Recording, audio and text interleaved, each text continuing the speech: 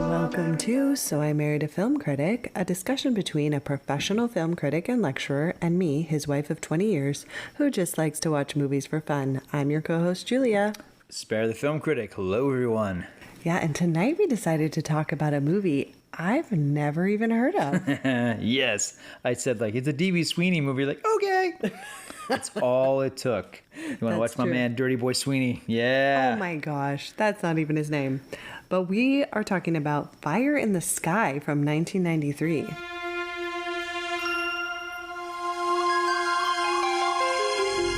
How does it think? What makes it move? Why does it breathe? Questions anyone would ask about a man if they'd never seen one before.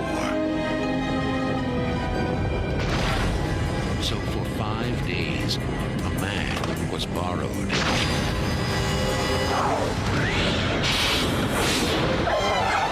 The story that Travis Walton and 5 other witnesses told was so unbelievable, so unimaginable, that it has become the most famous case of UFO abduction ever reported.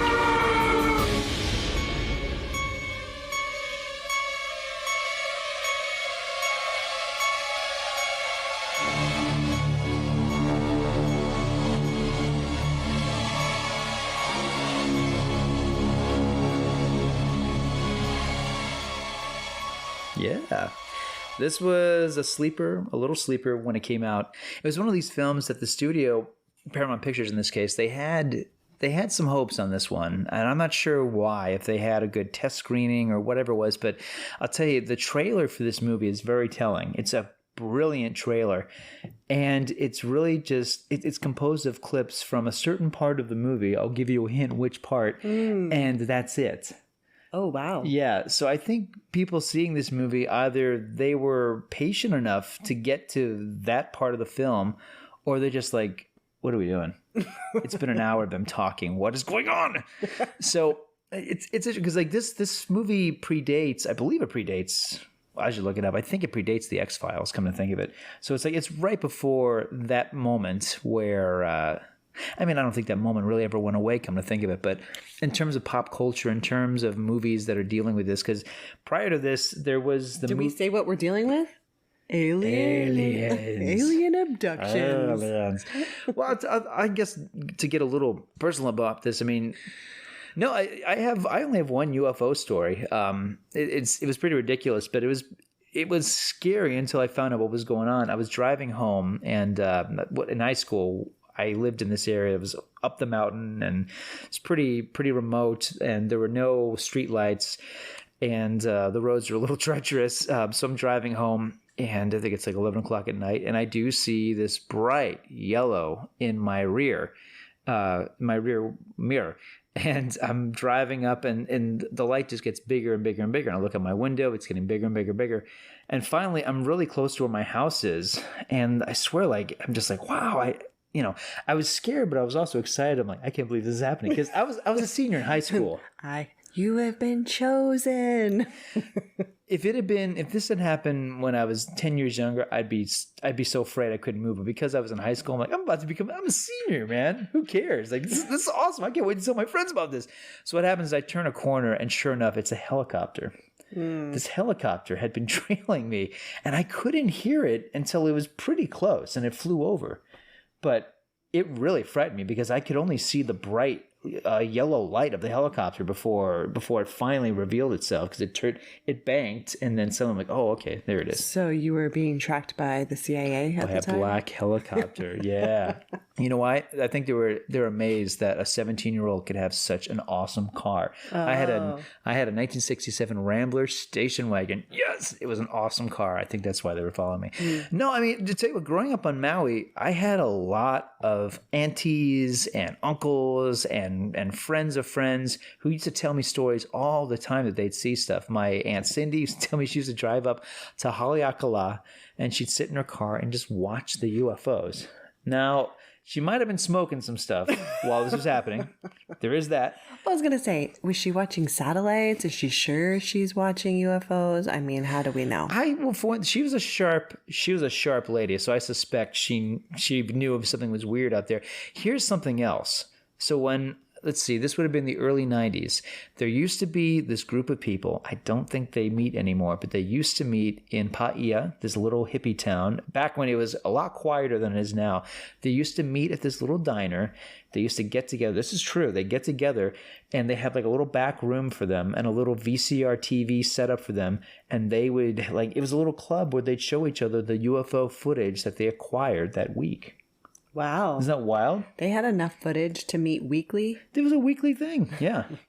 I need to do a little investigation on this. Well, again, I don't know if there are any substances involved with, I don't know if they were all, completely sober when they shot these videos, but they had weekly video. I used to hear about this. But this meeting that took place in this little diner, well, I guess now it's like a boutique shop or something. Okay, well, let's get into it because this movie is very unexpected. So this is a, quote, true story. Hey, it is based on a true story. How dare you? Okay, these men have suffered for being honest. These men, these one man. Bold, noble men. One day their faces will replace Mount Rushmore. Oh, yeah. You watch. All right, so it's about loggers in Arizona in the 70s, right? Yes. Yeah. Although the movie doesn't really make enough distinction of that. I mean, the hair, but really, I think a lot of loggers still have this hair. So this movie could have been set in contemporary days. Yeah. There's really I would have liked some more 70s music, a little more, just a little more references to the time. But whatever. It's 1975 this takes place? Yeah, I think so. And so we see a truck, like the opening credits, it's like we see this truck like racing out of the woods like a bat out of hell, just like going like 100 miles an hour. And they end up at a restaurant. Now, all the loggers, and I'm looking at these guys and I'm like, which one's DB Sweeney? Like, I can't even tell. Oh, man, the frustration. It was. Which one's DB? Yeah. Which one? I kept asking. I eventually was like, okay, I'm going to ask him because I don't know. Like, is it the facial hair that I'm just not picking up on? He's just that amazing. No, but he wasn't He vanished into this movie. Yeah, he's not in the opening scene. No, he's not in. Okay. So we have... In fact, he's top billed, but he's barely in this film. Yeah. He is. Yeah. Okay, so we have Mike, played by Robert Patrick. Robert Patrick. Dun, dun, dun, dun, dun. And when you told me that, you're like, that's Robert Patrick from T2. I was like, oh, man, now I just don't trust that guy. You totally turned on that character. Like, no, it's a different movie. See, he has a beard. A different guy. He's not looking for John Connor anymore. Okay, so we have Alan Dallas, played by... Craig Sheffer of Nightbreed and Some Kind of Wonderful. Good actor, though he always plays a jerk. Yeah. He's a very good actor, but he always plays this kind of... He just has that look. Yeah, poor guy. And the attitude. I don't know. He's like the Olivier of Tude. He always has a Tude in everything he does. Yeah, and that's kind of the prototypical role he plays. We have David, played by Peter Berg. Peter Berg, who's now director. He directed everything from Lone Survivor to Battleship, but there was a time where he was a character actor. Yeah. And then we have Greg, played by Henry Thomas. Typecast. Yes. And then Bobby, who's played by Bradley Gregg. Bradley Gregg, he's good. He was a character actor. He did some stuff here and there. I think one of the, some of these guys, they kind of look like other actors. Bradley Gregg, I think he got confused for Stephen Dorff a little too much. But he's good. I like Bradley Gregg. All right. So these guys, these five guys, they are at the restaurant and they just look like they've been through something terrible. And they sit down and, deer in the headlights, and they just are like, we're sticking to our story, right? And they're all like, yeah, we're all sticking with it. So they call the cops and the cops come. It's crazy. Like, the cops come to the restaurant instead of being like, hey, you should come down here where there's privacy. Hey, guy, it's wing nights down at Flingers, so we got to head down there. We got an APB. Well, so, like, the whole restaurant is emptied out so these guys can tell their story, but there's, like, the cook and, like, the waitress are just like, oh, we're just going to, like, eavesdrop over here for a little bit. Yeah, okay, while we do an interrogation, can you get us some wings and get us around, a couple cores and get our pictures? Yeah. So didn't you find that strange? It's a small town. I get it. I can't. It's like me. If this happened to me, where would I go? Tasty Crust. So if you're sitting around like, okay, I want some local mocos, and yeah, we'll tell you about our alien encounter. But first, we need. You'll be like, "There's privacy in the boardroom." Exactly. Tasty Crust. Yeah. See, same thing. All right. So now they're showing us like they're telling the cops the story, and then we get to see like the whole it's like a new beginning of the movie, right? But it's not quite the Rashomon effect. I got to say, I would have liked that because not to step on your synopsis, because I appreciate you providing one, but like this movie could have used a little more of the possibility that this isn't a true story, you know? Yeah. This movie is not going in that is like, no. This is exactly what happened. Well, that's what I was waiting for, because the way the guys are talking, they're like, okay, we're all like sticking to our quote story. Yeah, and I'm like, oh, is there a lie we're going to find out? Right. And you do get, you know, the film is definitely playing with this. It's like, okay, did they commit a murder? And they're all like, let's stick to the story. And the only fake out we get, and it's a good one, is the introduction rather of the James Garner character. Garner's playing the cop who's brought in to investigate from out of town. And he's alerted on the radio that you got to go and check this out. And then suddenly he stops his car and he sees this red light shining before him, like, oh, and it's like a scene out of Close Encounters. It turns out it's the railroad, the railroad guard. Yeah. And, then a train whirls by. It's great because for a second you think, oh, he saw it too. But then, he doesn't. No. But anyway, like that's all we get. We don't get the version of this movie where nothing happens, or they're all like, wouldn't it be great if we did this? Like it doesn't. I think this movie really could have used that, because it really is just like, no. This is a true story. Do not question it. This is exactly how it happened. So it opens with like DB Sweeney like getting up, and then he gets on his motorcycle and he's just like driving through town. It's the beginning of Rad. Yeah, it definitely. But the funny part is you see this girl at this donut shop and she's like putting donuts in a bag in her and they're like, what are you doing? She's like, nothing. And she goes outside, holds the bag of donuts out, and he just like drives by and grabs them. And I'm like, man, this is like the life, You know what that means? Travis Walton's got a donut girl. Yeah. I want a donut girl. Me too. I don't like, look, I don't want to wait in line anywhere. I don't want to pay for them. Just this isn't someone you date. Put your hand out. Yeah, this isn't someone like, it's not a relation. It's just like you go in there, you buy a box of donuts, right? And you flirt, and you're just like, hey, like, what time do you open? And they say like, we're open at 6 a.m. Like, okay, well, hey, I'm going to rocket my motorcycle and I'm going to prepay you so that every time I go by, you're just going to give me those donuts. Oh, you think he prepaid for these donuts? Oh, yeah. I think he's got it made. Yeah.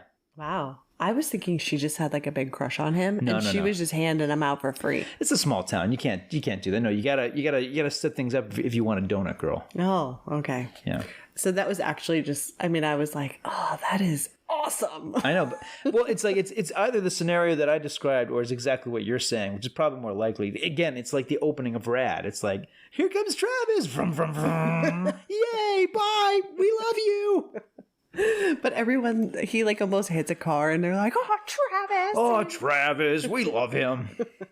So he heads over to Mike's house, and, Mike and Katie, his wife, played by Kathleen Wilhoit. Yeah. Sure. Okay. Forgive me. I don't know the actress. Well, they're not doing well. Yes. They're behind on their mortgage, and he doesn't want to talk about it. Okay. Yes. She's like, the bank is going to call. What am I supposed to tell them? Tell them whatever you want. Like, all right, Mike, don't be a jerkhole. You know what I mean?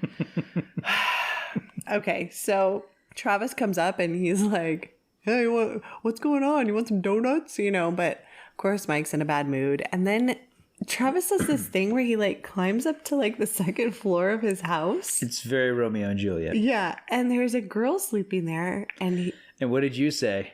What did I say? You said, is he going after Mike's sister? No, I thought it was his oldest daughter. Daughter, that's right. That is what you said. Yeah. I was like, wait, is that Mike's daughter? It's that kind of town. But it's his sister who lives with him. Travis, you stay away from my daughter. She did turn 18. I don't want you near my house. I got my shotgun. So his Mike's sister is Dana, and she's dating Travis, and he's like, breakfast in bed. I'm like, man, these donuts are getting a lot of play. Oh man, Like those are good donuts. And then he basically is like, let's get married. Like, she just woke up. She's got like terrible breath. She looks great, but So he like proposes to her right when then. we were dating, what would have been the donuts that I could have brought to you where I would ask you to marry me and you'd be like, okay, yeah. What would those donuts be? Ooh. Well, maybe at the time, because If I had a donut girl and she could Krispy hook me up Kreme every was morning. like a newer thing. Yes. And now I think Krispy Kreme is like it's too sugary. Yeah. But maybe back then I would have been into It's it. like soda. We used to love it until one Yeah. day we're like, no, this is terrible. Yeah, but you did make a special trip to get me a cronut. Hey, you remember that? Yeah. Yes, my cronut adventure. Because Yeah. they had it at The Broadmoor. the Broadmoor. I went there It's like fancy. I don't know, 5 in the place. morning, and you know, I'm there before they even open the shop, and I see the light. I'm like, oh, and there was no one because else. here's the thing, they only made like a certain amount, and once they were gone, they were gone because they're really difficult to make, or so I've been told. The way Julia told me about this, I thought I was like, I was like gonna get some special truffles. Like this is like I'm gonna come home with the lost Ark of the Covenant. So no, I get the cronuts, and they kind of looked at me like I was nuts because I was the first one in the door, and I was like, oh, can I have 6? Oh, thank you. You didn't get 6, did you? I got a lot. Oh, okay. Yeah, I went all that way for those cronuts. Yeah, Come on. okay. The sun wasn't even up when I left the house. You were in bed when I brought my cronuts. So, yeah, maybe I should have waited to pop the question then. After we were already married. We could have renewed our vows on the spot. All right, so the question still stands. So, is that it? Like, is that the magic donuts for you? If I brought cronuts? Okay. Here on Maui, it would definitely be that new Momona bakery. Ah, Momona. Yes. Oh, man. If anybody is listening By the to way, this, they're not paying for. no, This is not a paid this is commercial. like free advertising for the They don't care who 30 we are. of you that are listening. Yes. No, it's brand new bakery in Kahalui, and they make like Let's give them the no, address. seriously, it's like a special type of croissant, but it's called something else, and she fills them with like lilikoi. Yeah. And It is I think good. there's like an almond one. Okay, I could keep going. man. They have really good cinnamon rolls. But anyways, Oh man, I know where I'm going tomorrow morning. okay, forget our diet. No. Yeah, so much of that. All right, so enough of the donuts. But So he pops the question. He gives her a donut, and like a smart man, quickly pops the question. yeah, and then then now it's time to go to work. So Mike and all the guys I mentioned, plus Travis, are piling. It's like 6 guys in this truck. Let's mention the terrible business idea that Travis Walton lays on Mike. This is so stupid, but it becomes a plot point later on, so we got to mention it. It's called MT Motors. And he's like, and his idea His is, slogan's like, "You'll never go away empty." Get it? Empty. I know. And Mike's just like, And Robert Patrick like hits him with that Terminator 2 look. Like, yeah, we get it, man. That's a terrible freaking idea. yeah, it's pretty bad. But he was like, yeah, our showroom, our our motorcycles are so popular that our showroom is always empty. Oh man. Like, oh man, the screenwriters were doing a lot of heavy lifting there. Ah, Travis. So, I know. All right, so we see the 6 guys in the truck, like driving, and basically Dallas, him and Travis are kind of getting into it with each other, Yeah. because they don't really like each other.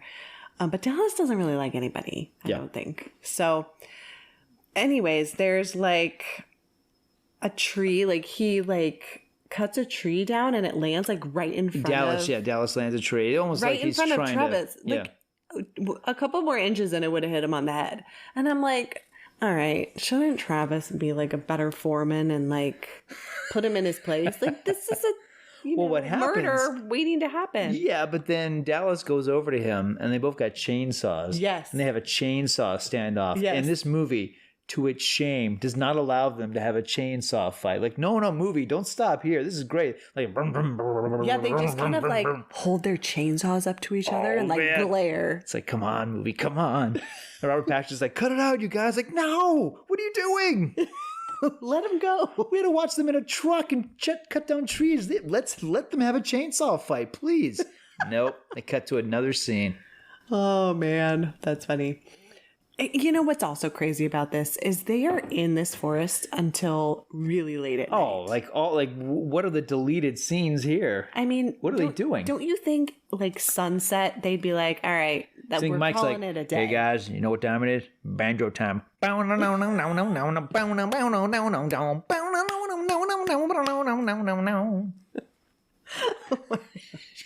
what are they leaving this site at like 9 p.m.? It's late. I mean, the sun is down. Yeah, it's dark. I don't know.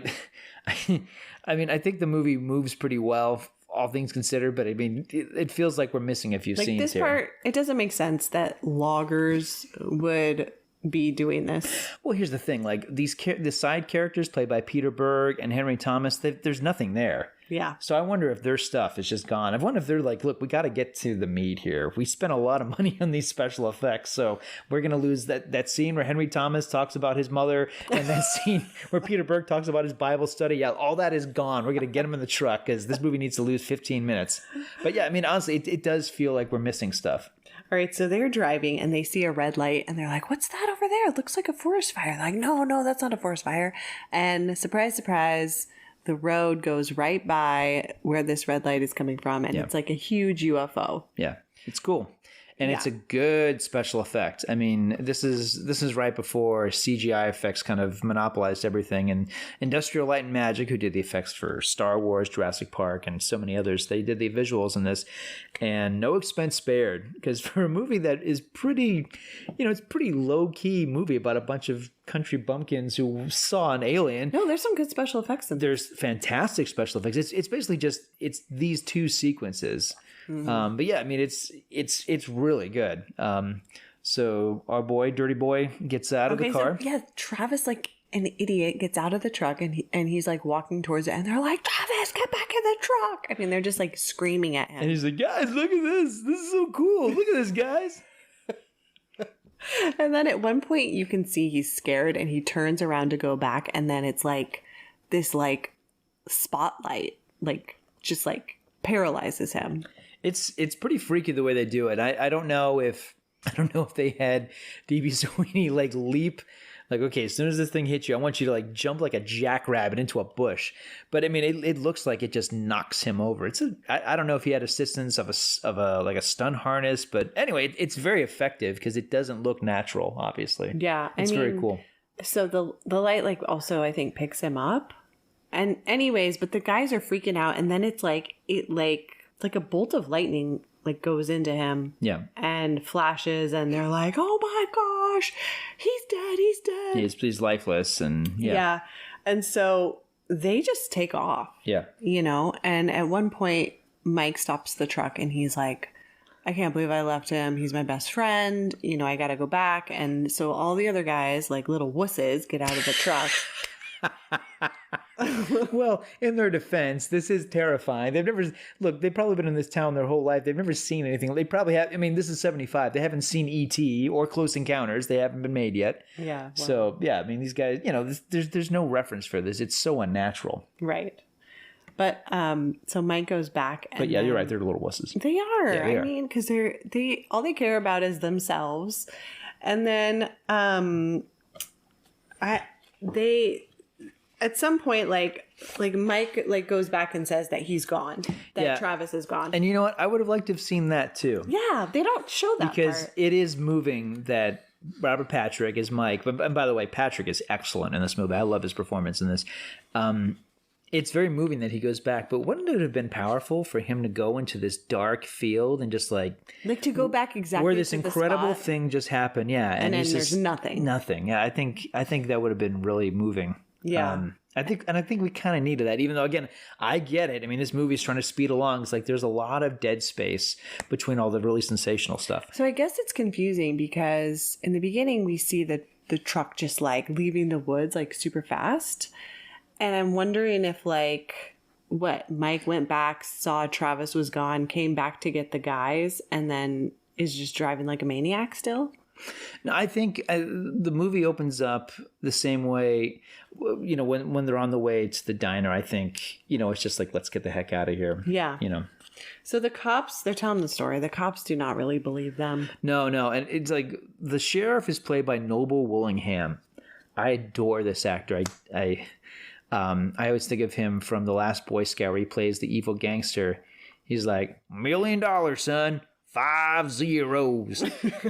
He's like, if you ever need to have like a guy who's like a southerner and he's like folksy, like Foghorn Leghorn, they always cast this guy.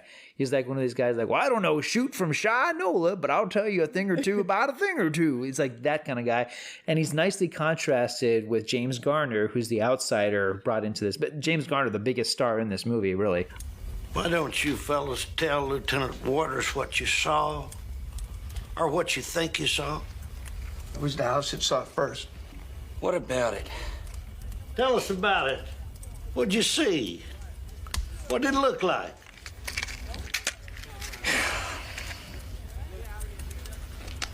It looked like a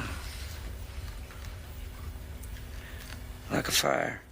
Well, so he's given everyone the 3rd degree, and you know, to their credit, the guys are all sticking with the story. They're not. But and to his credit, though, it is ridiculous. Like they, you know, again, nobody's really. The thing that I like about the James Garner character is that he's leaning into the obvious, which is that Craig Sheffer's character, Dallas, really seems like he probably killed Travis Walton. Oh, yeah, because he's got a cut on his hand. Yeah. Like, how'd you get that cut? And there's reports of friction between the two of them, and we've seen it too. So it's a plausible case that Dallas murdered him. And with maybe, a chainsaw. Yeah, exactly. And maybe like the guy, like maybe he intimidated the guys, like, you're not going to say anything, or, you know, maybe it's that kind of dynamic. That's what I was thinking. Yeah, so, and you know, and it certainly looks that way, and obviously that has a lot more possibilities than this story that they come up with, which is insane. So we have a lot of like series of scenes of like people talking to them. We don't believe you. What's the real story? We've told you all we know. You know, It just kind of seems like there's a lot of that, and too much of that. Yeah, too much of that. And then the wife of Mike, you know, she's like, do you know what the townspeople are saying about you? Like that you're like a liar and a murderer, you know? So he goes and stays at the motel.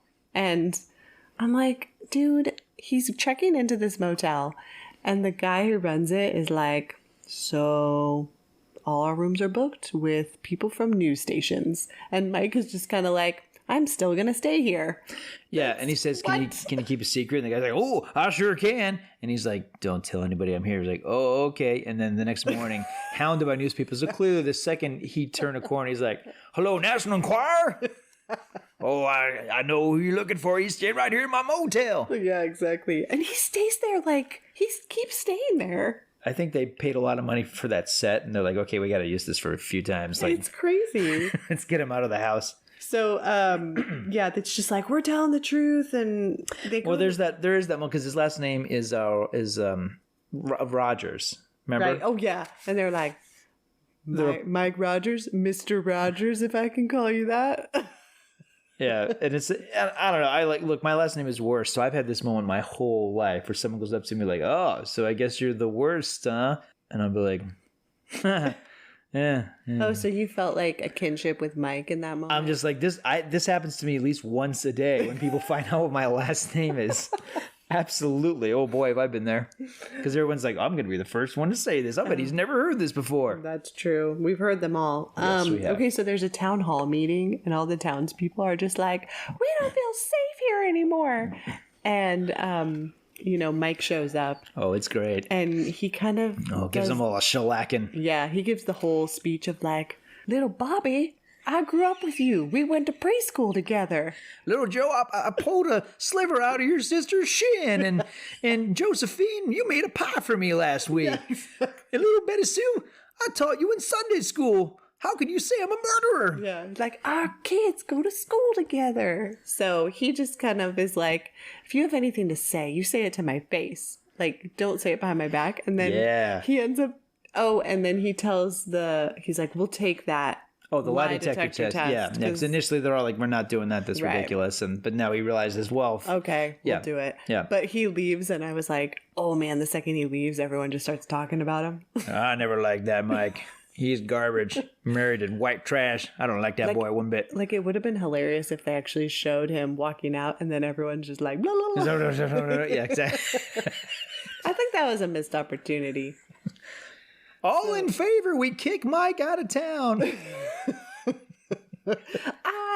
All the eyes have it. Is anybody all in favor? You think Travis Walton was taken by a UFO? No one? All right. We hate Mike. Okay, then we have this whole series of like lie detector tests. This is where the movie kind of stops working for me because, I mean, it really feels like filler. And by the way, the point is that this is 5 days and Travis Walton has vanished. And the only explanation is that he was taken by a UFO. So the movie would have been wise to probably have like a title card, like this is day 3, day 4. Instead, like, you know, we don't really know. Yeah, like you're trying to time is. You're trying to keep track of it, and it would have been a little better to do that because it is very tense. It's like this explanation doesn't stick, and as somebody wisely mentions, it's like you don't need a body to be arrested for belief that you charged murder. Yeah. So. So the tension and the suspense is there, but it's not completely well defined. And as you've indicated, and I completely agree with you, some of this does feel like filler. And when it comes to the lie detector test scene, it starts well because it's this whole thing like they show up and they're like, how do we know it's fair? Because, this is 1975. This is a new sort of technology. Yeah, they're like, we have the best guy who came from some big city. And they're like, you have our word. And Mike's just like, well, if I have your word, okay. I'm like, what? And like one of the things that this movie does, and I don't like when they do this, they don't really explain how a lie detector test works. And like, it's a cinematic thing where somebody's like, have you ever eaten at the Cracker Barrel? No. And then you see like the needle twitch. It's like, explain how it works so that we as the audience can get involved in the process, because otherwise it's like... Well, you've never heard how lie detector tests work? I know how a lie detector test works, but I'm saying like the film doesn't really explain it. And it makes for, what it is, it's a redundant scene where each of the characters are shown being asked different questions. They're all sitting in the exact same place. The guy's asking the same questions. We see the needle like doing its little twitchy twitch, and you're not sure if the needle's revealing anything or not. I just think like these scenes are so much more suspenseful if it's established, for one thing, how this process works. And also, like, we don't need to watch all 5 of these guys being interrogated. Yeah. Well, they do say, like, at the end, like, one of them was inconclusive and they have to come back and they're like, no, we did it. It's a lot more like yelling and we don't owe you this. It was inconclusive. One guy said he killed him. So. Like, at no point, I feel like it would have been more realistic if they were like, we probably need a lawyer. Like, they never talk about that. That's a good point. Like, no one says you can have a lawyer. Like, no one says, should we get one? Like, look, I'm sure like the director probably mentioned this. The studio's like, look, you got James Garner, all right? We're not going to give you Robert Duvall as the lawyer, so forget it. Okay, we got to move this thing along. All right, so now we have a scene where Mike goes home and he's like, on the couch. His daughters are sleeping and the wife is talking to him, and then the phone rings and she answers it, and then she hangs up and she's like, I've just been getting like prank calls like all day, for days, and now I'm getting them at night. And the phone rings again and Mike's like, I'll answer it. So he answers and she's like, just hang up. And he's like, will you take a collect call from Travis? And he's like, yes. So it turns out that Travis is calling him the him collect. But I was wondering, like, all those prank calls, this like for days, was that Travis too? And Dana was just like, will you accept this collect call from Mars? like, only $2,000 every minute. This is a NASA operator. Yeah, because the wife is just like, they keep calling. Honestly, this is like this portion of the movie just cooks. It's so eerie because we hear the voice, and clearly it's D.B. Sweeney, and it sounds like he's been on a few benders. And, and Mike realizes that it's his best friend too. So he gets in a car, and it seems like the most fruitless thing because they drive halfway across town. It's the middle of the night. Yeah, with a bunch of the guys and with his... the brother-in-law. Yeah. Yeah. So yeah, they go to one place, and it's like there's nothing there, and it does, and you feel the dread. It's like, man, like what is this? They're not gonna find it. Yeah, and then he's like, I think there's another gas station across town. So they go across town, and everyone in the truck is like not feeling it. Even as the audience is like, I don't know where this is going. The film is unpredictable, I'll give it that. And then they get to this station, and this scene always chills me, where Travis's girlfriend sees him first, and he's like in the fetal position, naked, like huddling against like a soda machine out front. It's so eerie. Because it doesn't even look like a human, and they go over to him, and he's making these guttural sounds, and then the detail that I love, because again, like it's, I don't know, it's not the where Mike is like, come on, Travis, it's me. Remember MT Motors? Remember that joke? Remember how much we laughed at that? Remember that? It's like, movie, this is a really scary moment. Don't bring this up. Well, then, like, they take him inside, I guess, the gas station or the gas station. And they call the UFO crackpot. Yes. Yeah. And this guy. The guy from SETI. He's from afar. Oh, right. That's what it is. Yeah. Yeah. And this guy is just interrogating Travis to the point where his questions were like not even really that relevant. Have you seen the aliens? How big were they? Yeah. Yeah. And this poor Travis is just so traumatized.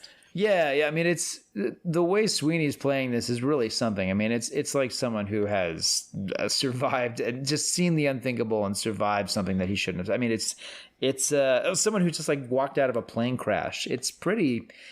I love what he's doing here. It's very powerful, and it's a nice contrast to this idiot who's showing up and asking him these general, like tabloidy questions. But no one really knows what to do with him because like they just try to like go back to normal life. Yeah, well, I mean, like he's ridiculously thirsty, and it's established that he didn't eat or drink anything for these 5 days. Mm-hmm. Yeah, and there ends up being like a welcome home party. This is wild. Clearly, this town, like these people are awful. Yeah, they have this welcome home Travis like a potluck. Party. It's like, dude, first of all, do not have a potluck for me. I don't want to eat like the food that was made in your nasty kitchen. Travis, I know you've been with them aliens, and I know you're probably eating like a king up there, but you know what? When you can't get up there, ambrosia. So I brought you some of my wife's ambrosia, and I brought you some pickled pig feet. And dude, they totally had like 8 different kinds of ambrosia at this party. These people hate him, clearly. But he gets so freaked out. Dana finds him hiding under the kitchen table. Yeah, they've all ditched him. It's funny because it is like a welcome home party. You figure they would be like, crowded around him, or who knows? I mean, no, it was like all the noise and everything was too much for him. He couldn't like handle it. But again, like, if you're going to a birthday party or a party where you're celebrating, someone. No, everyone was like, food. Exactly. They ditch. They're not there for him. So yeah, his girlfriend finds him shuddering under a table. And again, like the way this scene is played, the way this whole portion of the film, it feels like a different movie. It's almost like Wes Craven directed the middle of this film. Yeah, because the tone is different. Everything is felt, and it's a good movie. It is top to bottom, but like the first act of this movie, it feels like a TV movie. It does. As soon as Sweeney shows up again, Travis Walton, the movie, there is an intensity to it that's really like, oh man, this film is really cooking all of a sudden. So yeah, so he's under the table and he's completely freaking out and panicking. And his wife spills the syrup because she's an annoying klutz. And the syrup spills on him. And suddenly we see this flashback. And this is the thing about the film that everybody remembers, which is the flashback sequence where we see what happened to Travis Walton. Because remember, it's a true story. So don't you dare question it because this is exactly how it happened. Yeah, so we see Travis wake up in basically a pod. Matrix style. Matrix style pod with this it's so nasty, you guys. Like this gray jello like surrounding him. Or ambrosia. Ew, gross. It's Like a terrestrial ambrosia. ew. But He'll get hungry. Leave him ambrosia. it's just like all this gelatin like surrounding him, and so disgusting. And he like there's the walls are like see-through, and like you can put your hand It's like this. through It's it. like this fleshy film that's keeping him. Yeah, again, it's like the Matrix, like the pod that Neo wakes up in. Yeah, so he like breaks through it, and it's basically like on its side in this cave. Yeah, it's zero gravity because it's clearly in outer space, and he's flying around. Yeah, and and he climbs out and he's floating, and he's like holding onto a rope or something. it looks like an umbilical cord. Yeah. Yeah. Rope is nice, but no, it looks like it should be attached to his abdomen. So he ends up like crashing into another pod. Different pod. With another human who is dead. It's worse than that. He crashes through, and he's immediately like hit knee deep in goo and guts and stuff. And camera pulls away, and he's like in a guy's abdomen pulling this stuff around. Yeah, it's disgusting. It's for a movie that's PG-13. Like, wow, they got away with that shot. That's horrifying, and it gets worse. Yeah, he finally crawls up to the top, like through an opening, and he ends up in like some kind of surgery room. Well, yeah, because DB. He's on wires in this, and the effects are very persuasive, and the sets are huge. It's like, what movie did we just walk into? This is amazing. So yeah, he initially gets into what looks like this operating room, and there's these extraterrestrial suits. It's the bug eyes we've seen. It's like a gray alien looking suit. Yes, and clearly there's some interesting stuff inside. And turns out one of the aliens is still in the suit. He attacks him, kicks him in the face. The helmet goes off. We see what's underneath, and I mean, they look like naked mole rats. So of course I think they're adorable. And there's a chase. Oh yeah, so he tries to like escape, and it's like, where is he running to? He doesn't know. We don't know. The aliens end up grabbing him by the ankles and like pulling him through this hallway, but he's like, his head, he's kind of floating, kind of crashing around, and it's like he's trying to grab like anything he can find, and he just keeps like touching things like a shoe or like a pair of scissors, but it's like all these random earth objects. Don't you? Yeah. Yeah. Just like floating. Remnants of things from people that were taken, including there's a glasses that spins. You see a tennis shoe. It goes by very quickly, but yeah, I think every nightmare I ever had about this sort of thing is right in this sequence. This idea that there's just pieces and remnants of dead people everywhere. Yeah. So they put him on a table. They strip him naked. Then they put like what you think is like a sheet over him. Thanks, you guys. A warm blanket. Oh, it's so cozy. And then it's like this mist sprays, and the sheet turns into like plaster of Paris, and like sucks him to the table. Yeah. And then they put it over his face, which is horrifying. Yeah. And I think the grossest part for me, so they like open up eye holes and a mouth hole, Yeah, so we can hear him scream. He's screaming, and they drop the gray gelatin into his mouth. And it's like, oh my God. I don't know what that stuff is, but yeah, they put the gelatin in his mouth, and he put this clamp to keep his mouth open. They stick something down his throat. And they pull long wire down his throat that's made very clear. Yeah. And these aliens, like we get a good look at them, and they're puppets, but man, they're very lifelike, very creepy, and extremely eerie, and they don't make any sounds. They put stuff in his eyes. It's like milky substance. I don't want to think about what they're putting in his eyes, but yes, they're putting something milky in his eye, and then to top. And by the way, DB Sweeney is just covered in this gook, screaming his head off. I hope they paid him well for this. Yeah. And then we get this slow pan of this giant whizzing needle that's coming down from the ceiling to his eyeball. I couldn't watch. I was like, tell me when it's over. I can't watch this. Because I didn't want to watch a needle go into his eye. It's unbearable. But it they really don't is. show that, right? No, they don't. It's just the needle gets closer and closer and closer. And, you hear him screaming, and the alien's just looking at each other like, yeah, it's Wednesday. It's another day for us. Yeah. Like, let us do our experiments. What's your problem? Like, oh, don't you hate it when they scream? It's so irritating. Stupid. You know what's better? When we get cats. Cats are so much easier to deal with. I'm glad I don't have ears.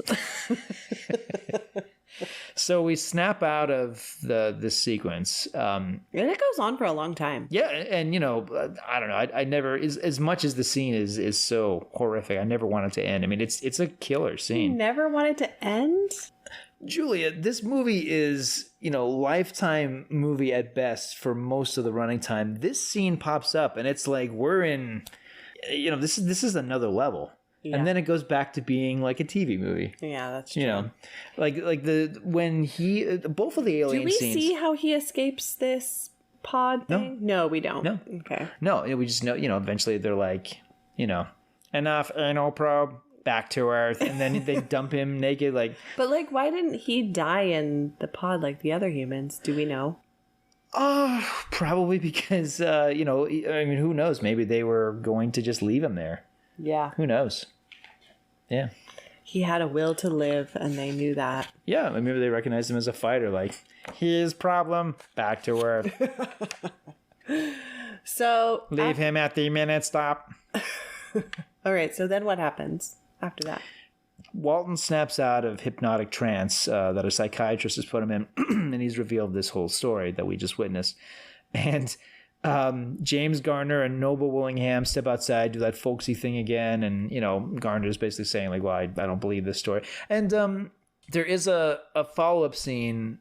Is it before or after? There's a scene where Garner approaches Walton, and it's a great scene because it's before it is before the flashback. Yeah, Mm-hmm. where he kind of questions, he's just asking the honest questions like, is this a hoax? What were you guys doing? Is this a laugh?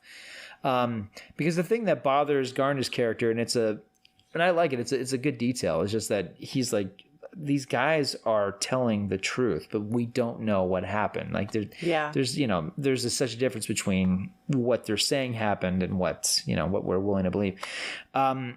So Garner drives his way out of the movie, and then the film cuts to what seems like, it winds up being 2 years later. I think it's like 2 years later. I believe they actually say that. Yeah, because we it's 2 see years it's later. D.B. Sweeney in his house with like a little boy and his wife Dana. They're married and she's pregnant. And so you're like, oh, okay, well, I guess he's like no longer traumatized and he can live a normal life. And 2 years later, you know what that means? The most traumatic thing, the summer of 1977 happens, and he walks by a movie theater and he's like, Star Wars. Oh, God. Oh, no. well, I was wondering like, oh, man, she actually married this guy? After his whole story? Maybe she didn't believe him. Well, it's a big risk to just like procreate with somebody who's like been on an alien ship and been probed. Like, I'd be like, what happened to your DNA? I would be wondering about like an alien coming out of me at that point. Because she's pregnant. Look, I told you about the time that I was abducted by aliens and thoroughly probed, and you had no problem with that, and you married me. So you're saying that now you think I should get tested for all that stuff? Look, it only went on for 7 days, all right? It's not a big deal. 7 days. Everything was sterile, okay? Oh, man. Was there goo, like brown Jell-O goo? No, I really wish they'd use some goo, actually. I would have liked some goo. But there was ambrosia. Oh, gross. That's how I knew they were aliens. So... Because no human should eat that stuff. Stuff is disgusting. If you're going to a funeral or a graduation or a quinceanera, don't bring ambrosia, please. Don't do it. No, just don't make it, period. Yeah, like that needs to die in the 20th century. That's just one of those things. 21st century. Well, 20th century. The prior century. Oh, yeah. It should have died before. Yes. It should not have. It should not. They should not be making these things in 2023. But I still see. I agree with you. It's like it's a Christmas party. Like, I brought ambrosia. Why? Why did you make that? All right. So we see Travis leaves the house. I don't know. Maybe he's going to MT Motors because he's going to work. Oh man, that's why he's got that smile on his face. He's like, we did it. So he goes out into the woods because apparently Mike left town and now lives by himself because he can't get over what happened. And I mean, maybe he never paid his mortgage, so maybe he lost the house. We don't know. Well, like I was telling you, there's a lot I wish was explained a little clearer in this film, certainly with character development and, you know, some of the jumps in time.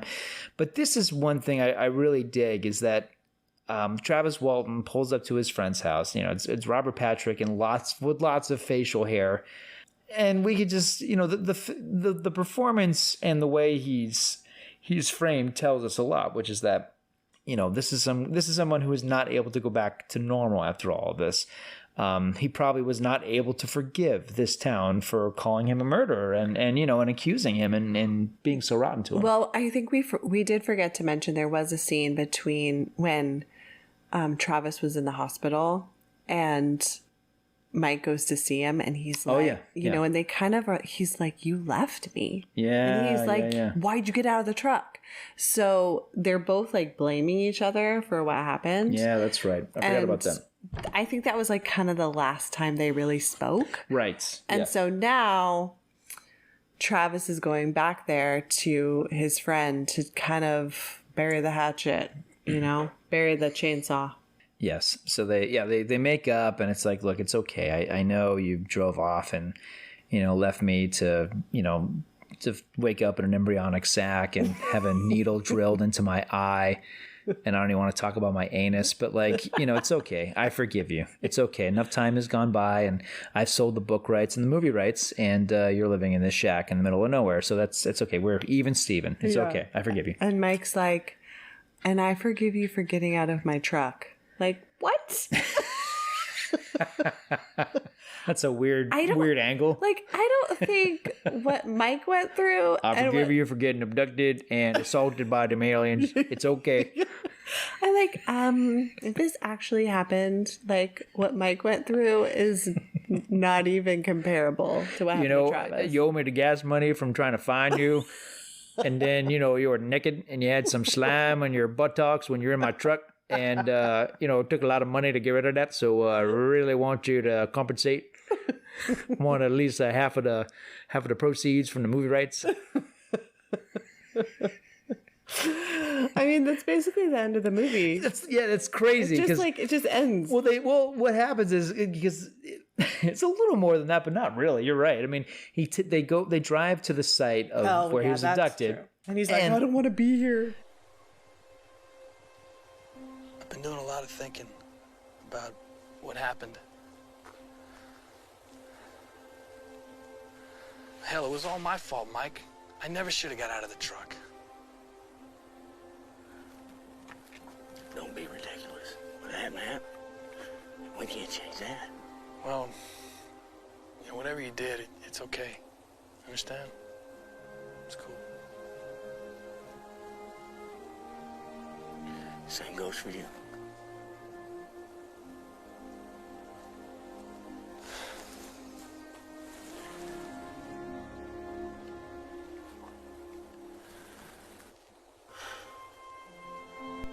Let's get going. You gotta go to work And what? I'd like to get the hell out of here before they come back. Oh, they won't be back.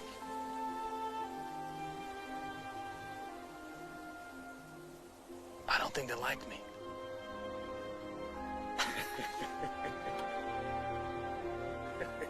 Mike says, you know, what if they come back? And Walton says, no, they're not going to come back. I don't think they liked me. And like, oh, okay, we're going to end on that note. And they drive off. And then, you know, the post-credit, what does it tell us? It tells us, that all these guys took a lie detector test again and they all passed. Yeah. So there. So take that, skeptical moviegoer. It's based on a true story because it's true. It actually happened. All of it. Oh my God. So don't you dare question this movie. Oh my gosh. So I did a little research. Oh, you went into the World Wide Webbers? Yeah, I did. Oh.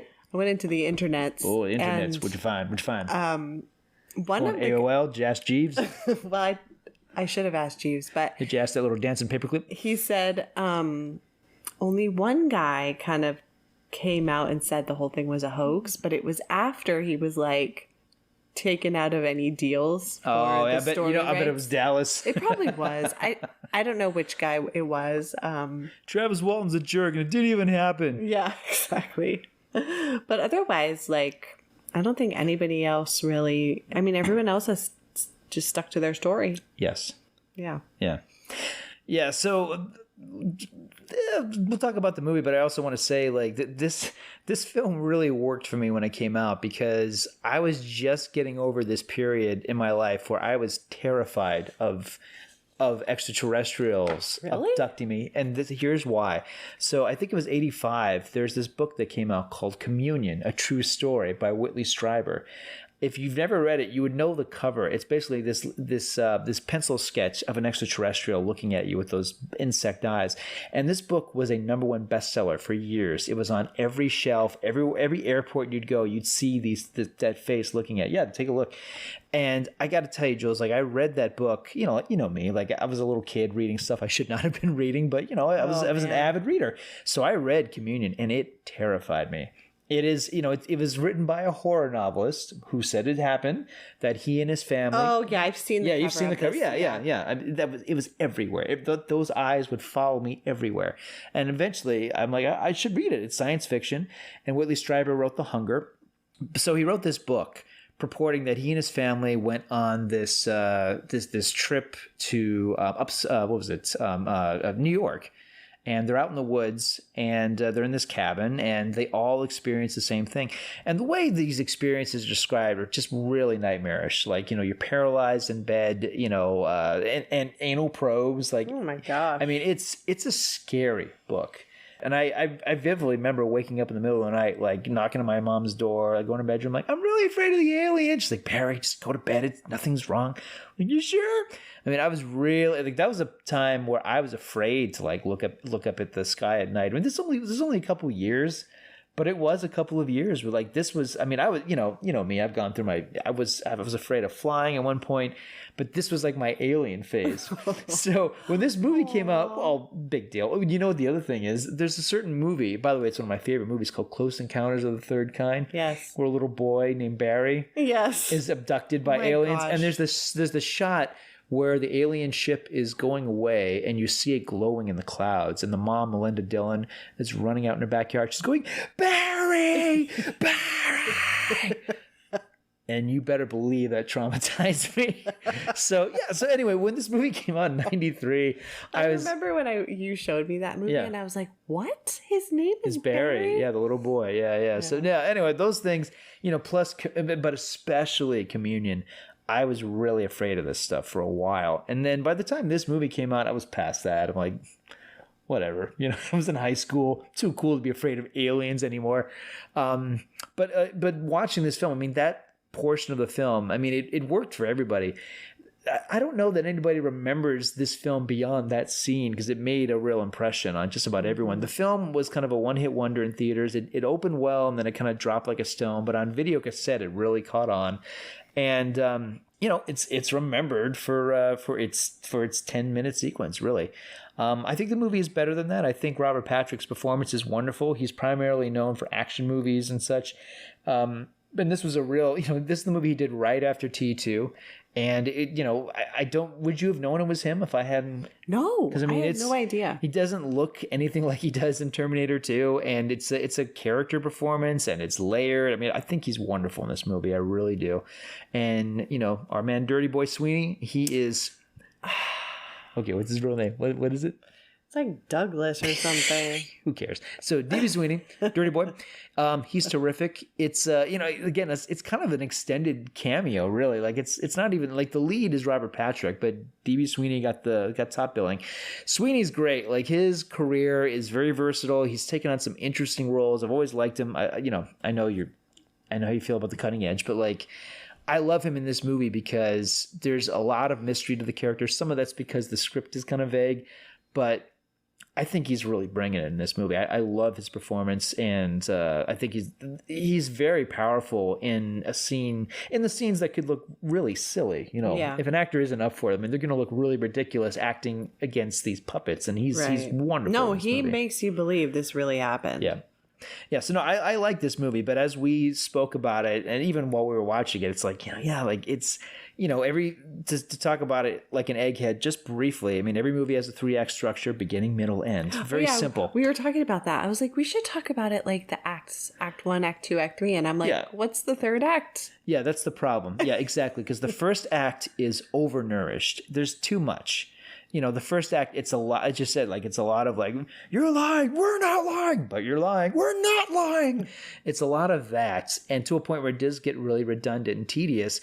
And just when the movie, like, you're like, all right, I don't know if this movie's really working, and then they get to the second act and it's killer, and then you get to the third act and it feels like there's maybe 3 or 4 scenes missing. Yeah. The movie ends. It really does feel like, okay, like we've seen the best parts, but you need to wrap these characters. Because what happened to any of the other guys? We don't even, maybe they tell us in the postscript. I don't remember all the things it said. Because the biggest thing was they passed their lie detector test. They're all working at MT Motors and the TV commercials. They're all like aliens. If you need a turn up, you'll never turn up empty. Oh my gosh. I heard that they couldn't find anybody to play Travis Walton. That D.B. Sweeney was like the last, like, all right, we got somebody, because apparently nobody wanted to do it when who would want to like subject themselves to this torture? That's the thing, because like it's a small, like, even though he's the most important character, it's a small role. It's a physically demanding role. Yeah, and like you're gonna really hate working for this movie, and it's not a big budget movie, so and of course he starts off with donuts, and it's all downhill from there. That's right. After the donut run, it's all downhill. Did you like this film? I did. Yeah, I liked it. It was not too scary. I did close my eyes during that torture scene at the very end. But I think I'd give it 2.5 stars. That's fair. Yeah, it's 3 for me, but just because I feel like the middle of this movie is so powerful and so intense and so good.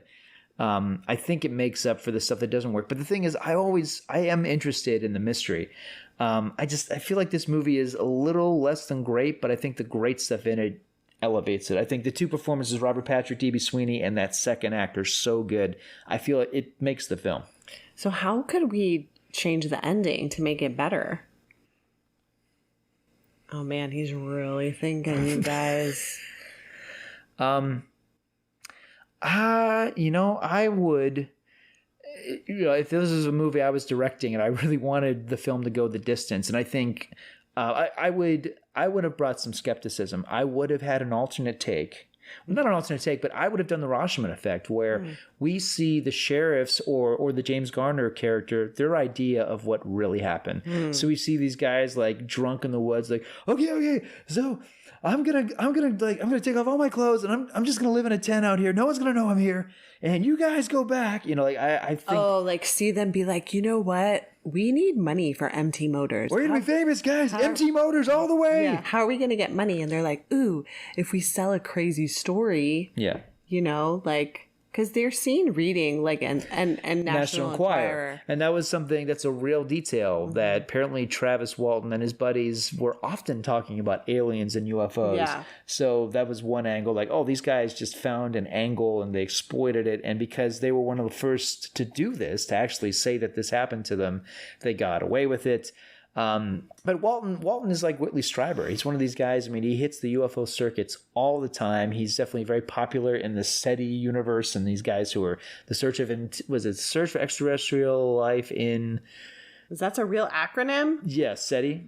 Oh, I have no idea. Yeah, and there's also I actually have a brochure for it on my shelf.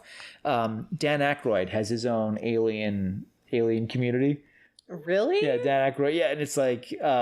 There's like a special newsletter and yeah. So there's a bunch of these. Search for extraterrestrial intelligence. That's what it is. Thank you. Yeah. Mm-hmm. So yeah, this movie probably made Travis Walton much more famous than he was initially. I don't know how many people read The Walton Experience, his book prior to the film, but he's one of these names now. People are like, yeah. And that was one thing that's interesting over the years. I still hear people say like, well, the Travis Walton, what he wrote, his book, I mean, that's the most authenticated, that's the most real book ever written about getting abducted by aliens. I guess Dan Aykroyd Unplugged on UFOs is his documentary. Okay. Yeah. In case anybody's curious. Yep. Okay, so you would do the Rashomon effect, and then at the end, would you like reveal the true story of what happened, or are we still going along with like that it's a hoax? No. But I would want to present doubt because I like this movie a lot, and I got to say it's. They take the hard road, which is to say, no, this is all real. Yeah. That's actually the harder thing to do. I think it would be much easier to establish that it wasn't. But the fact that the movie never even entertains that for a second, I would have liked more of that. I agree with you, because when they said like, are we going to we're going to stick to our story? I thought, oh, there's a lie in here. Yeah. And then when they had to take the lie detector test, I'm like, oh, now we're going to find out what they were lying about. Yeah. And then it's like, oh, they just weren't lying? Okay. Yeah. Yeah. It's 1975, so obviously, these guys have all seen Star Trek. I mean, just to kind of repurpose the screenplay a little bit, like maybe they think it's not what they think. Is this the only explanation they could have come up with? I don't know. I'd like to think that it could have been more of a mystery had you presented anything other than the fact that the truth is out there. Mm-hmm. It's like it's only aliens. Because then at the end, when they tell you they all passed their test, then it's like, oh, now it's left to the audience to decide. Do you really believe? Who do you believe? It is. I think the film is very effective on that way. But here's the thing: like Close Encounters of the Third Kind. What I love about that film, the older I get, it's not just the fact that the little boy's name is Barry, but like Richard Dreyfuss. Yeah, sure, Barry. Richard Dreyfuss. I mean, it's one of my favorite movies, and it's one of my favorite Spielberg films. But like the thing about it, especially as I get older, I look at it. The Richard Dreyfuss character thinks he's losing his freaking mind, and that's what moves me because he's a family man and he has kids and he loves his kids and he loves his wife, but like this obsession and this thing that he cannot explain, it's heartbreaking. There's a scene where she finds him alone, just sitting in the shower, and the shower's on, he's fully clothed, and he's sitting there because he's going crazy. And I don't know, like that part of the movie really breaks my heart because it is about this guy who breaks off from his family and like goes after this obsession. It's not something I can relate to, but that part of the movie really touches me. And the thing about this movie, I mean, it is about this friendship, but the friendship part of it is a little fractured because Robert Patrick and D.B. Sweeney only have a few scenes. Yeah. So really everything, They're like, oh, you're best friends.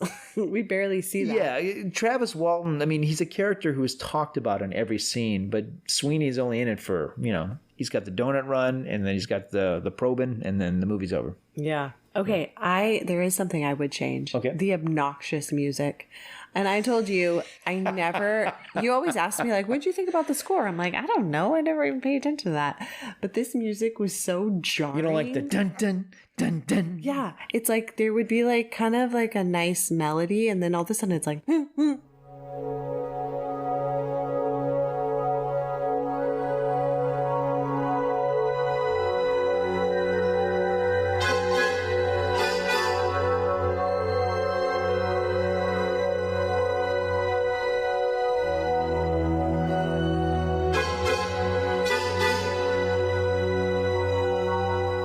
like just like out of nowhere, like, and it would keep happening, and it's just like the anxiety that, I mean, if this movie was trying to give people anxiety, it worked. Wow. I like the composer, so I'm not going to say who it is. He's done good scores before, but yeah, all right, I'll give it to you, like, because I know what you're talking about. Even I was like, yeah, it's obnoxious. Yeah. Maybe a little something different there. Yeah. Yeah, and some 70s music, man. Like, I think the Doobie Brothers are there on one track, but like this movie, it needed to really dig into the 70s a little bit more because that's one of the things that makes it interesting. I mean, this movie came out in 93, so there's no internet, but there's also, I mean, there's television and there's National Enquirer, but these guys are really kind of flying blind in terms of what they're experiencing, and I think just evoking the decade a little more would have helped. Mm-hmm. Yeah. All right. So 3 stars for me. Okay. And 2.5 for you. Yes. And if anybody wants to watch it, currently it's streaming on Cinemax, or you can rent it or buy it on Prime. So there are good streaming options. If you're a D.B. Sweeney fan, you should see this film. Sweeney is such an amazing actor. You know what he did prepare to do this movie? He was actually abducted by aliens. He went in the woods and he had a big sign that said, "I'm Travis Walton." Just holds up a sign. No, it's like that girl. Remember in the movie, the one with Will Smith in Independence Day, when this girl goes up on like, there's all these people. They go to like the roof of a building, and she's like, "Take me." and then basically the aliens are just like, they are idiots, and like destroys them. Blast them. You think the aliens took DB Sweeney and like, "Hey, you're not Travis Walton. You're a good actor." And he's like, "Oh, really? Have you seen my stuff?" We love the cutting edge on Mars. Like, I learned how to figure skate because of you. DB Sweeney, if he'd won the Oscar for this film, was like, "I want to thank my friends on the planet Mars. You guys, you just really did it for me. So this movie's for you. It's for you guys." All right. Well, I think that covers it. I think so too. All right. Thank you, everyone. Enjoy. All right. Fire in the Sky. Good night. Good night, everyone.